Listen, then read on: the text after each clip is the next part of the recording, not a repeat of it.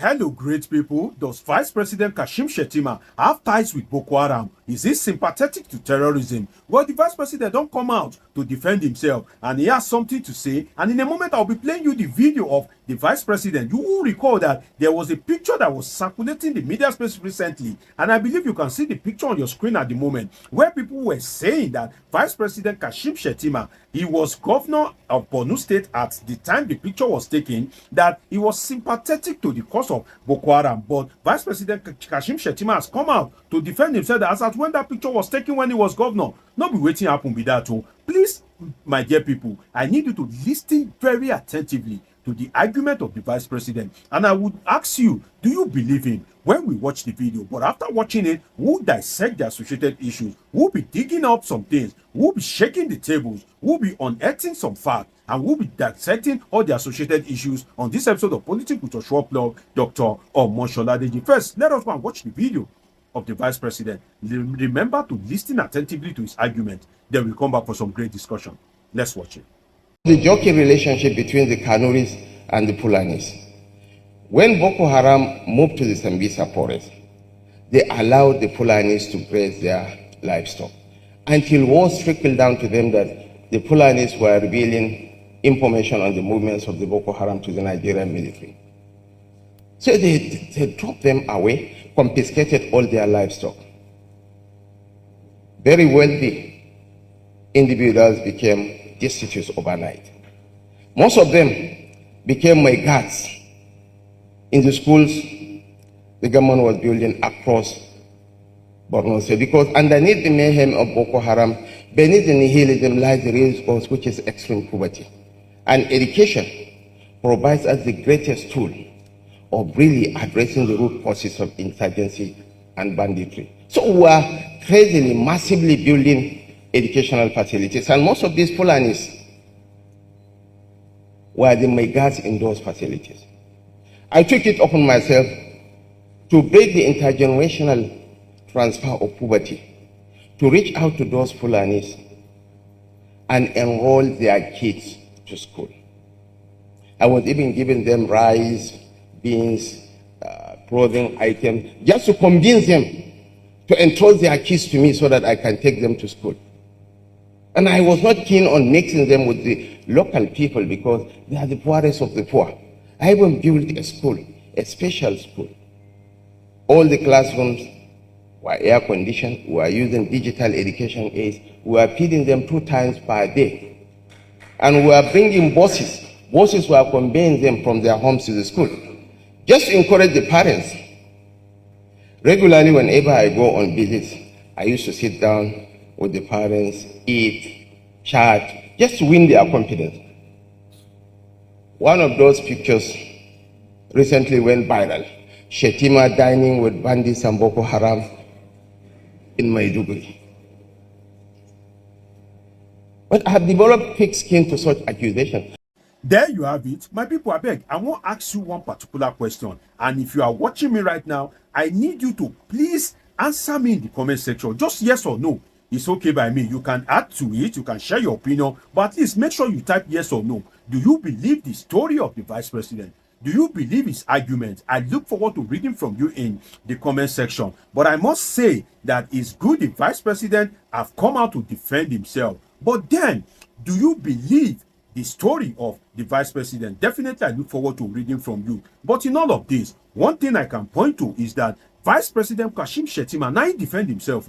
He came out to defend himself, not his aides. So when people are beginning to point out some loopholes in his argument, when the election comes and some people are beginning to use his argument against him, the social media is already on fire at the moment. When people are using his own information against him, definitely he won't have anywhere to hide, because this argument was not brought forward by his aides. It is Vice President Kashim Shettima that came out to address Nigerians, and he had this particular argument in defense for the picture that he was seen taken with terrorists or people affected by terrorism. Don't forget that the difference here is that Nigerians are accusing the Vice President of aiding and abetting terrorism.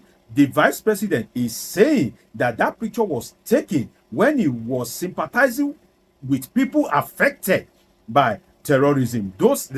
That is the difference between the position of the public and that of the vice president. Now, the vice president defended himself. Hence, the narrative can be twisted in the future, particularly during political era. The narrative can be twisted in the sense that the vice president cannot come out and say, oh, this is the reason. He must stick to this particular reason that he said. Now, and again, I must ask you, my dear people, do you believe the story of the vice president? Do you believe his reason for dining with those affected by terrorism, or should we say terrorists? Is his story an afterthought? But in all of this, whether you believe or not, let me give you something, an information that you are perhaps already aware of, which is that, Mr. Vice President, sir, as at when you were governor of Borno State, with profound respect, okay, let me put it like this. I agree with you, sir, that these people were the people affected by the operations of Boko Haram. Okay, I agree. Let me just agree for the sake of this argument. But, sir, please, was Kabiru Sokoto, the Christmas Day bomber, was it truly found in your house? The Xmas Day bomber, Kabiru Sokoto, was it truly found in your house? Where did they look for him? All over the place. There's news report that the guy was found in your possession. What did they do for your possession? Are you sure that you have nothing hidden with these guys? Why do I say so? In the sense that as the governor of a state, there's no way they will be looking for somebody like that and you will not know. You get security report from the police, the DSS, the military, and maybe civil defense and any relevant security agent. So if you as the security officer of a state, if somebody is wanted and the person is a terrorist terrorizing the peace of the community, now that person they can't find for your domot. Are you saying that you are not aware of the conduct of such a person? How about all your routine of aids? Is there no intelligence report around you? Another thing is that, Mr. President, sir, with profound respect, sir, there have been arguments that Alimodu Sheriff created Boko Haram, but I've also read it somewhere that, oh, Boko Haram was created, or should I say gained prominence under your watch. Mr. Vice President, sir, can you please address this too? You know, who created Boko Haram? You as the governor of the state can come out and put a finality to it. The politician that was responsible for the should I say the blowing out of proportion of the operations of Boko Haram, you are the former governor of that state. Boko Haram allegedly emanated from that state, so you will have the information. So as you are coming out to defend that particular picture, can you also come out to tell us how Boko Haram was created in the state? Because you, as one of the political stalwarts in the state, a former governor, two-time former governor, definitely you will know. So can you come out and tell us about Kabiru Sokoto, the creation of Boko Haram? We agree with you, assuming but not conceding. I'm just using it as an example. I'm not saying you should agree, but let's assume that, okay, I agree with him. But the thing is that these two questions, you see that Nigeria definitely not give you benefit of the doubt. Oh. Now, so then they do. You see, say me now, I don't give you benefit of the doubt. Say, no worry, your vice president, you don't tell me this one, Abi, no problem. I beg, I about Kabiru Sokoto. I about Kabiru Sokoto. Again, I ask, I about Kabiru Sokoto. I about the creation of Boko Haram. Please do well to attend to this, Mr. Vice President. Now, let us look at something. Going back to the video that you watched, there's something in that video that surprises me, which is that the governor of Borno State at the time, Kashim Shettima, now Vice President of Nigeria, was saying that he was kind of like assisting those affected by the operations of Boko Haram. That was his argument. But the big question is that, Mr. Governor, Mr. Former Governor, sir, incumbent Vice President, how many persons or occupation that suffer losses have government given such attention? When you were governor and now that you are the Vice President of Nigeria, how many other occupations, if you look at it in Nigeria, businesses and occupations suffer losses almost every time. Most businesses are in debt. Most people have suffered one or two losses, either in the course of their work, either in the course of their life. How many soldiers? Let me use the soldiers and police as an example. Mr. Governor, former governor, sir, incumbent Vice President, please, sir, when you were the governor of Borno State and you were kind of like helping these people, please, how many soldiers did you help at that point in time? How many soldiers, how many police did you help at that point in time when you were governor of the state? How many people affected by banditry did you help? How many people in the internal displaced camps did you help? The IDPs, how many did you help? What is the level of succum that you created for them? Can we also have picture of where you sat down with IDPs, where you sat down with soldiers that have been injured when they were battling Boko Haram? Can we also have such pictures? There's no way you will visit them, and it will be in your government archives as the former governor of the state. Can you come out with such pictures? Can you counterbalance your argument with verifiable fact of you providing relative succum as such as we see you, or should I say that you are professing that you did for people that, in your words, were affected by the conduct of Boko Haram? Can we see what you did to the internal displaced camps, IDPs? Can we see what you did to the soldiers and police affected by terrorism in your state? I think that is a good place to start. And now, as incumbent vice president, what have you done to create succum to people that have suffered one losses or the other? And I'll give you some examples in that regard. Number one, Mr. Vice President, what have you done to create succum to people affected by NSAS? NSAS in Lagos, you were not the vice president at the time, but since you are so kind, you are so generous, you don't like people to be affected, you don't like people to suffer, what have you done to the families of the victim of NSAS? What have you done what have you done for them? Another one is the oil pollution in the Niger Delta. Mr. Vice President, sir, your constituency, your jurisdiction now is the whole of Nigeria. How many advocacy have you made, since you like to always help people that have been affected by injustice or natural disaster or the oppression of insurgents?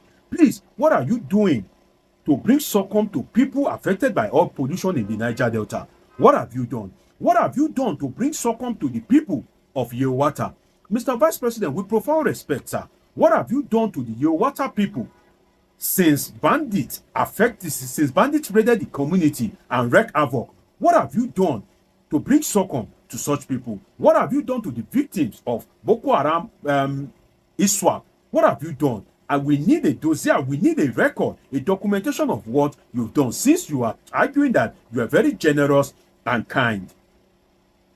And another thing is that in all of this, we cannot fail to point out that is Vice President Kashim Shettima, is he afraid of US President Donald Trump, in the sense that Nigerian politicians don't give a damn, particularly when they are in power?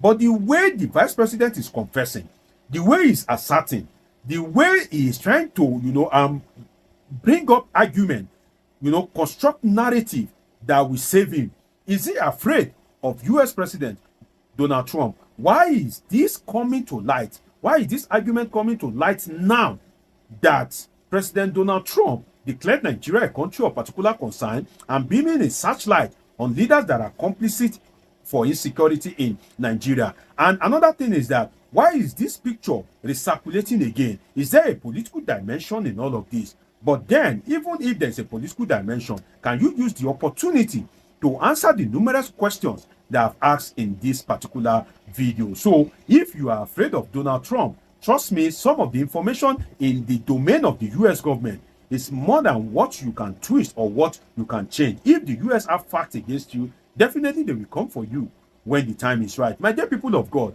do well to share this video. Maybe we'll get answers to some of the questions that I've raised. And if you are watching me, you are yet to subscribe to this channel. It's been an interesting time with you on this episode of Politics with Joshua Plug. Subscribe, turn on your notification button, catch up with my past videos. See you in my next video. I love you all sincerely.